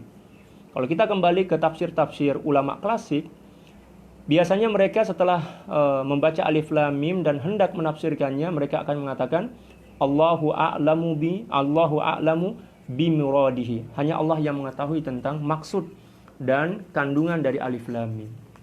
Oke, saya akan mencoba untuk menafsirkannya dengan tafsiran bebas yang saya sadur dan saya ambil dari kitab-kitab yang lain. Alif lam mim ini merupakan salah satu ayat mutasyabihat. Dalam Al-Qur'an, Allah Subhanahu wa taala menurunkan Al-Qur'an dengan dua jenis ayat. Dua kategori ayat. Yang pertama adalah ayat muhkamah atau ayat muhkamat, dan yang kedua adalah ayat mutasyabihat. Hal ini dijelaskan oleh Allah Subhanahu wa taala dalam surah Ali Imran juz yang ketiga. Huwallazi anzala 'alaikal kitaba minhu ayatun muhkamatun hunna ummul kitab wa ukharu mutasyabihat. Dan dialah Allah yang telah menurunkan Al-Qur'an kepadamu wahai Nabi Muhammad, yang mencakup dua kategori ayat. Yang pertama adalah ayat mutasyabih, ayat muhkamat. Yang dimaksud dengan ayat muhkamat adalah ayat-ayat yang menjelaskan tentang sesuatu secara real. Apa yang dijelaskan itu mampu difahami oleh akal pikiran kita. Sesuatu yang telah jelas hukumnya. Contoh, misalnya tentang ibadah sholat, puasa, zakat, demikian juga ibadah-ibadah yang lain. Demikian juga tentang konsep-konsep pemikiran misalnya, atau tentang konsep ketatanegaraan. Itu adalah ayat-ayat yang tergolong sebagai ayat mutasyabihat, yang makna serta kandungannya jelas, mudah untuk difahami. Dan ayat-ayat muhkamat inilah yang menjadi induk dari Al-Quran, dari seluruh isi kandungan Al-Quran. Maksudnya kebanyakan dari ayat Al-Quran ini adalah muhkamat, ayat yang jelas, telah jelas, pasti, tunjukkan maknanya. Kategori yang kedua adalah mutasyabihat. Wallazi anzala 'alaikal kitaba minhu ayatun muhkamatun hunna ummul kitab wa ukhra mutasyabihat. Dan selain dari ayat muhkamat atau kategori yang kedua adalah ayat mutasyabihat. Dan ayat mutasyabihat ini adalah ayat-ayat yang tidak diketahui secara pasti isi dan kandungan serta tunjukan maknanya. Di antaranya ada alif lam mim, di antaranya adalah alif lam mim. Demikian juga ayat-ayat yang menjelaskan tentang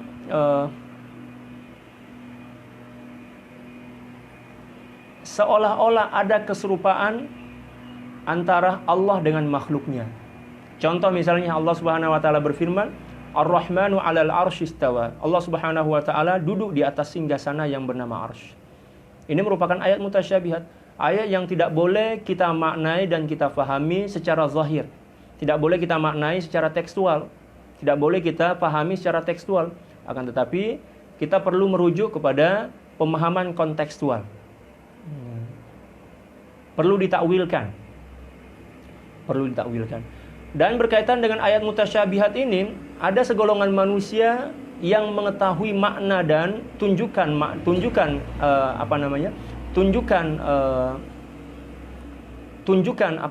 makna dan kandungannya, akan tetapi tidak banyak.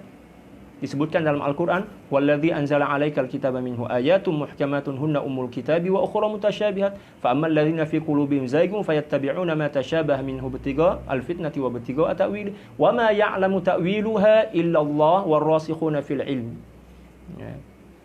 Jadi yang mengetahui pentakwilan dan pemaknaan terhadap ayat-ayat mutasyabihat ini adalah Allah Subhanahu wa taala dan juga orang-orang yang rasikhuna fil 'ilm, orang-orang yang mantap, tegak, demikian juga kuat dalam keilmuan. Di antaranya adalah para nabi dan rasul, demikian juga para ulama, para aulia yang memang telah diberikan keteguhan ilmu dan iman oleh Allah Subhanahu wa taala di dalam jiwa mereka. Nah, golongan-golongan seperti ini, golongan-golongan mereka ini mampu memaknai dan mampu mendeteksi isyarat-isyarat kandungan dari ayat-ayat mutasyabihat.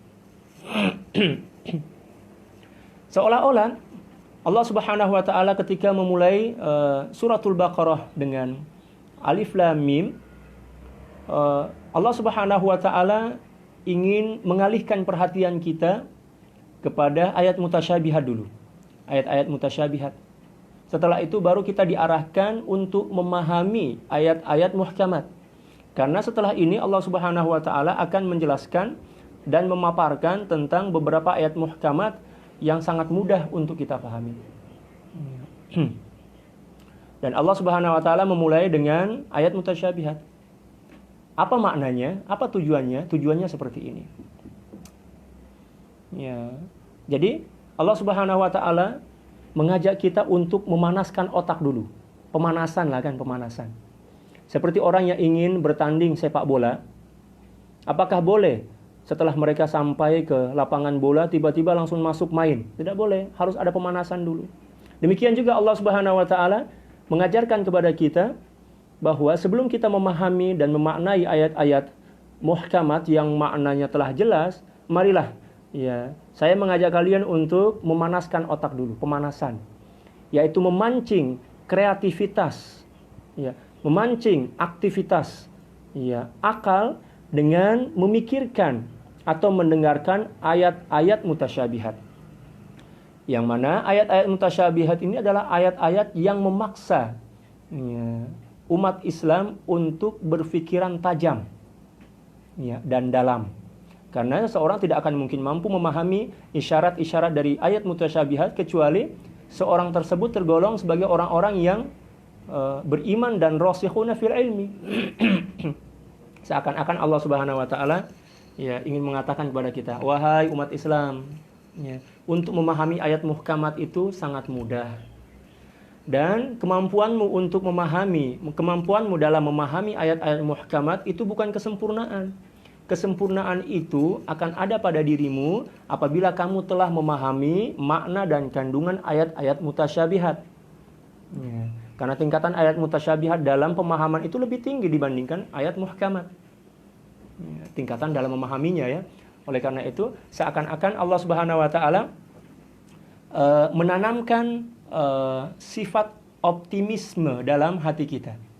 Seakan-akan Allah Subhanahu wa taala ingin mengatakan, contoh misalnya, saya kepada anak saya akan mengatakan bahwa, wahai anakku, ya, ingat bahwa dalam menuntut ilmu, ya, puncak dari pencapaian akademik itu adalah gelar profesor. Walaupun dia masih apa? Kanak-kanak, walaupun dia masih di SD. SD itu sekolah dasar. Ya. Kalau dalam bahasa Melayu, sekolah rendah. Tujuannya apa? Tujuannya agar dalam hati anak saya ini tertanam rasa optimis untuk menggapai sesuatu ya, yang lebih tinggi walaupun itu baru sebatas angan-angan dan cita-cita saja. Sehingga dia akan berusaha untuk memahami, untuk melalui proses ya, yang paling rendah, ke atas, ke atas, ke atas, makin ke atas, makin memuncak. Dan pada akhirnya sampai kepada pencapaian akhir ya, akademik, yaitu gelar profesor.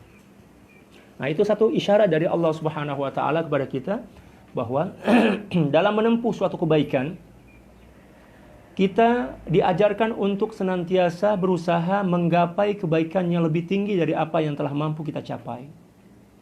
Ya, dan itu diisyaratkan oleh Allah Subhanahu wa taala melalui Alif Lam Mim. Alif Lam Mim ini merupakan ayat mutasyabihat.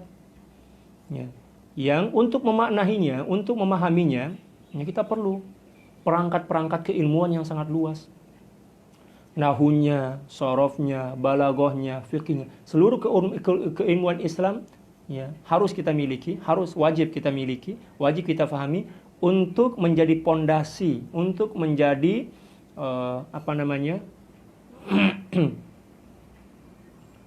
landasan kita memahami ayat-ayat mutasyabihat. Bisa dipahami ya para sahabat ya. Nah, itu isyarat dari Allah Subhanahu wa taala agar kita tidak merasa puas dengan pencapaian yang kita telah dapatkan pada saat ini. Tentunya dalam hal-hal yang baik, dalam perkara-perkara yang baik. Contoh misalnya kita sekarang sudah selesai S1. Ya, S1. Kalau dalam bahasa Melayu, ya ijazah lah. Ya, ijazah. Jangan merasa cukup dengan ijazah itu. Kena naik ya, pada tingkatan master. Setelah master, jangan merasa puas dengan ya, pencapaian master itu, cari lagi. Doktor atau dokter, PhD. Ya. Jangan merasa puas dengan pencapaian itu, cari lagi. Kita diajar oleh Allah Subhanahu wa taala untuk berpikir ke depan. Ya. Untuk berpikir kreatif, inovatif lah istilah kita. Dan tidak merasa puas dengan pencapaian apa yang telah kita gapai saat ini. Oke. Dzalikal kitabu la raiba fi. Kitab Al-Qur'an ini tidak ada keraguan di dalamnya. Tidak ada keraguan. Sedikit pun tidak ada keraguan di dalamnya. Barang siapa yang meragukan walaupun satu ayat dari Al-Qur'an dengan sengaja, dan dia mengetahui bahwa meragukan satu ayat atau satu huruf dari Al-Qur'an itu bisa menyebabkan seorang murtad, maka apabila dia melakukannya, atau apabila dia meragukannya, maka seketika itu juga dia keluar dari Islam, murtad. Na'udzubillah tsumma na'udzubillahi min dzalik. Oleh karena itu kita diperintahkan oleh para ulama untuk mengenal jenis-jenis qiraat, bentuk-bentuk qiraat, agar apabila kita mendengarkan satu ayat atau satu bacaan yang tidak sama dengan qiraat kita, tidak sama dengan bacaan kita tidak serta-merta mengingkari dan menafikannya. Karena apabila kita mengingkari dan menafikannya, dikhawatirkan akan menjerembabkan seorang kepada kemurtadan. Na'udzubillah min zalik. Dzalikal kitabu la raib. Ya, boleh kita berhenti di situ dan boleh kita lanjutkan. Dzalikal kitabu la raib. La raib. Ya, inilah kitab yang di dalamnya tidak ada keraguan. Fihi hudal lil muttaqin. Di dalam Al-Qur'an ini terdapat hidayah, petunjuk bagi orang-orang yang bertakwa. Apakah yang dimaksud orang yang bertakwa? Orang bertakwa adalah orang-orang yang senantiasa mampu menunaikan perintah-perintah Allah dan menjauhkan diri dari segala apapun yang dilarang oleh Allah Subhanahu wa taala. Dan ternyata dalam ayat ini Allah Subhanahu wa taala menerangkan kepada kita bahwa takwa itu bukan pengakuan. Ya. Seseorang dianggap sebagai bertakwa bukan hanya sebatas dengan pengakuannya sebagai orang bertakwa. Oh, saya bertakwa kepada Allah, saya bertakwa. Tidak cukup dengan itu saja. Tetapi takwa itu adalah pembuktian. Pembuktian dalam bentuk apa?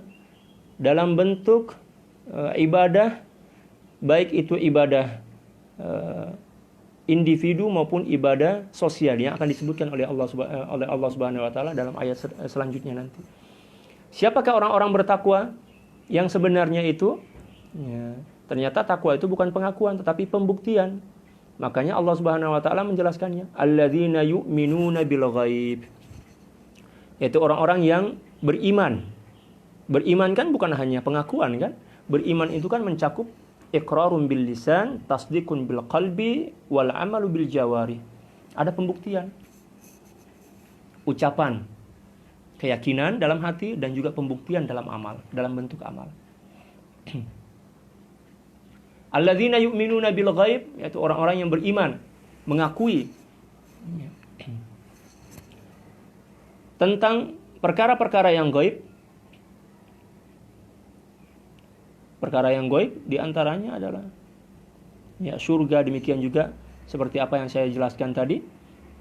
Wa yuqimunas shalah, dan juga telah mampu mendirikan salat, baik itu salat fardu dan juga ditambah dengan salat-salat sunnah.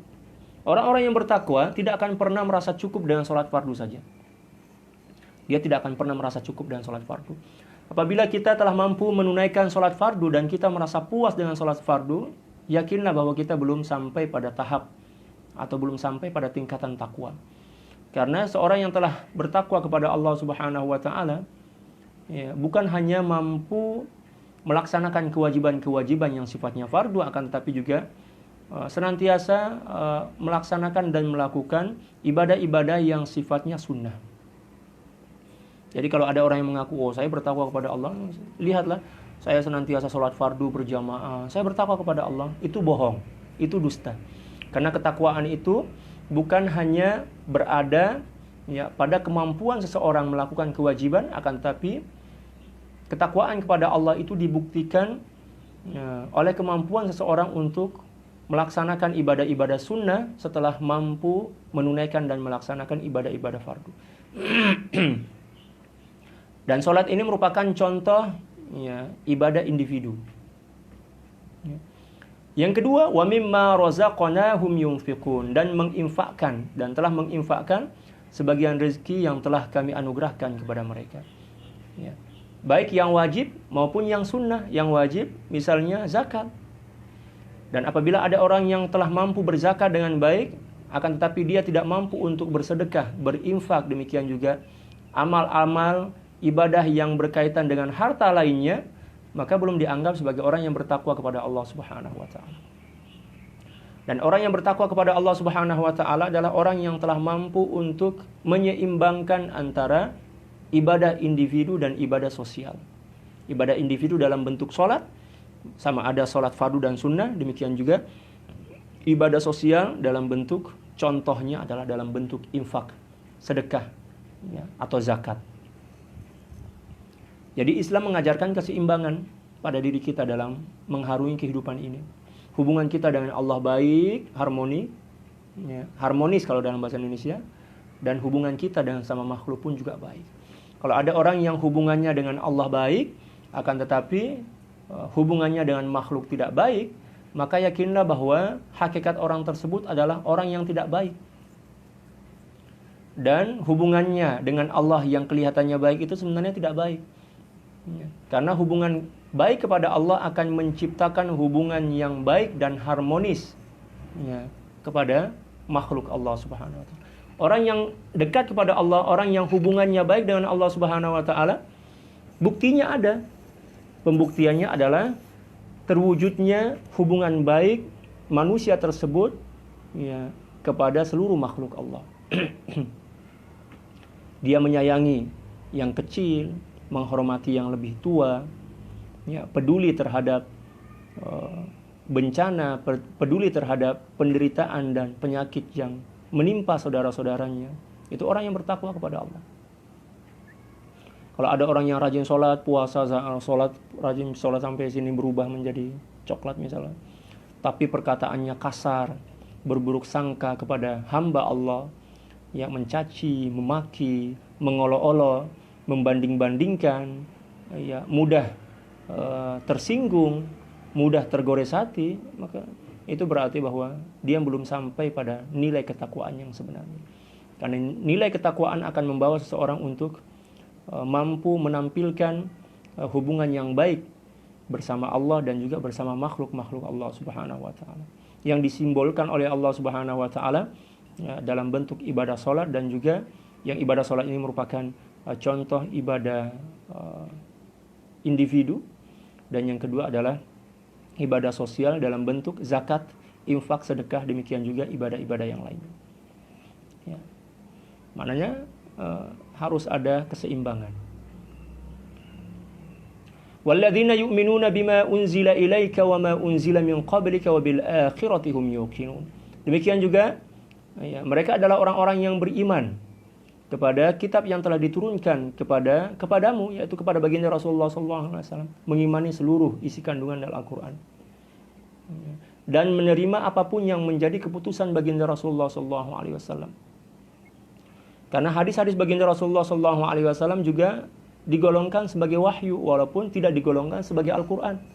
Seluruh sabda-sabda baginda Rasulullah, hadis-hadis baginda Rasulullah SAW yang sahih atau yang bisa dijadikan sebagai argumen atau hujjah, itu kedudukannya sama dengan Al-Quran.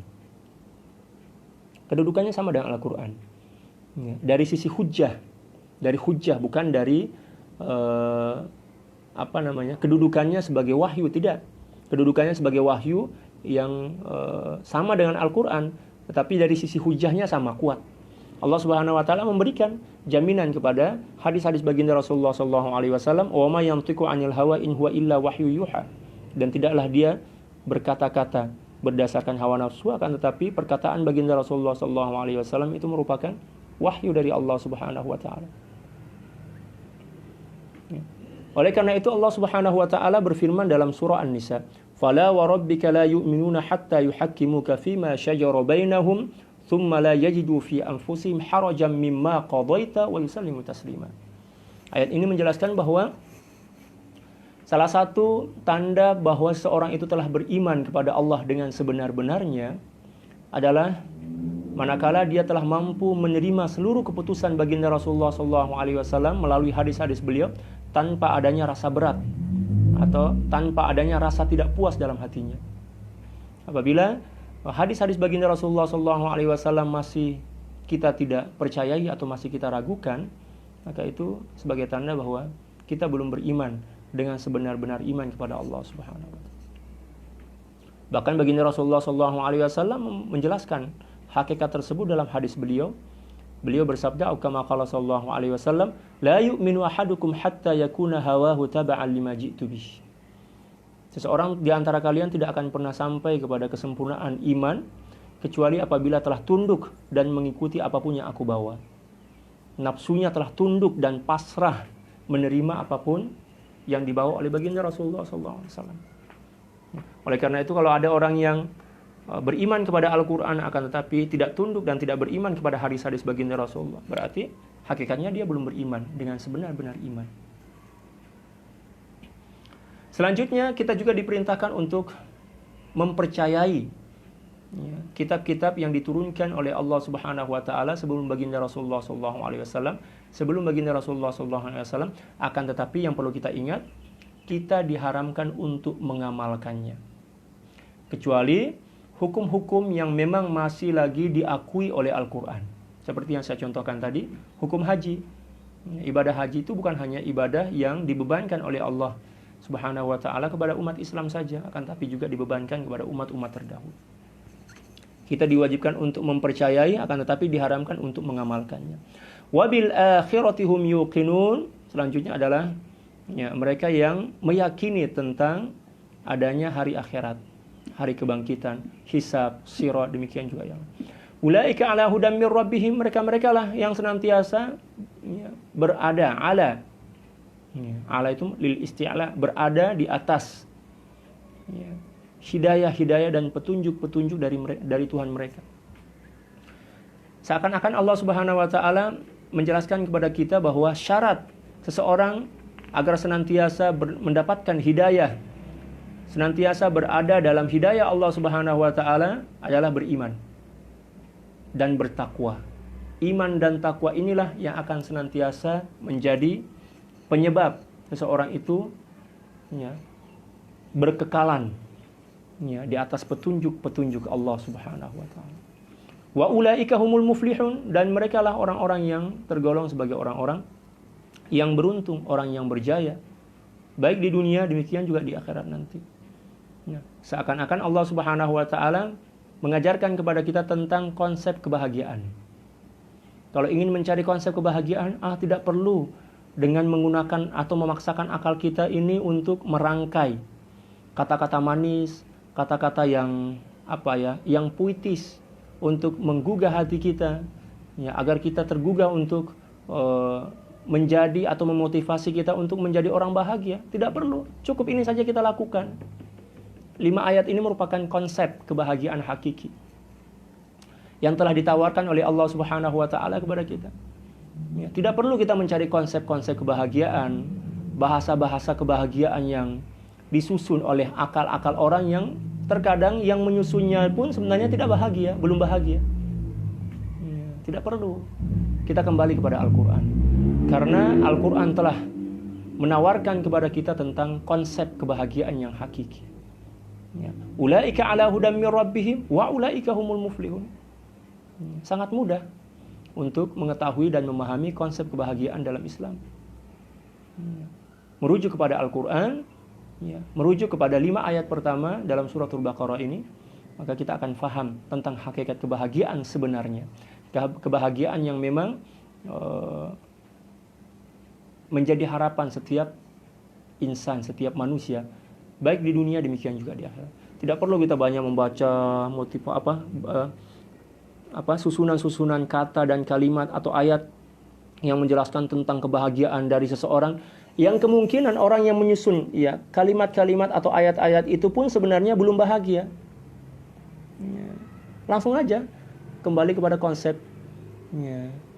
bahagia yang ditawarkan yang diajarkan oleh Al-Quran. Wa ulaika humul muflihun. Di sini Allah Subhanahu wa taala mentaukidkan tentang kebahagiaan hakiki dalam 5 ayat yang pertama ini. Allah Subhanahu wa taala mentaukidkan dengan menyebut hum. Sebenarnya kan cukup wa ulaikal muflihun. Mereka adalah orang-orang yang bahagia. Akan tetapi ternyata Allah Subhanahu wa taala memberikan taukid. Wa ulaika humul, menggunakan hum. Mereka-merekalah orang-orang yang sungguh-sungguh, yang benar-benar, yang tidak bisa diragukan sebagai orang-orang yang bahagia. Seperti itu. Ada taukidnya. Seakan-akan Allah Subhanahu wa taala secara singkat ingin mengatakan kepada kita, wahai para orang-orang yang beriman, wahai orang-orang yang beriman, apabila kalian ingin menggapai kebahagiaan yang hakiki, yang sebenar-benarnya, silakan amalkan, pahami, jiwai 5 ayat pertama dari suratul Baqarah ini. Wallahu a'lam bissawab. Para sahabat sekalian, cukup sekian yang bisa kita bahas pada pagi menjelang siang ini. Semoga Allah Subhanahu wa taala menerima amal ibadah kita dan menggolongkan kita sebagai orang-orang yang menggapai kebahagiaan hakiki, sama ada atau baik di dunia maupun di akhirat nanti, dan semoga kita istiqomah dalam melakukan kebaikan dan ikhlas dalam melakukan dan menunaikan kewajiban-kewajiban dan amal ibadah kita, dan semoga Allah Subhanahu wa taala senantiasa melimpahkan rahmat, hidayah dan taufik serta cintanya kepada kita baik di dunia maupun di akhirat nanti. Demikian juga kepada saudara-saudara kita, sahabat-sahabat kita, dan juga kaum muslimin dan muslimat secara keseluruhan. Allahumma amin. Wallahu a'lamu bissawab. Sekian, wallahul muwaffiq wal hadi ila sabilir rasyad. Wal afu minkum. Assalamu alaikum warahmatullahi taala wabarakatuh.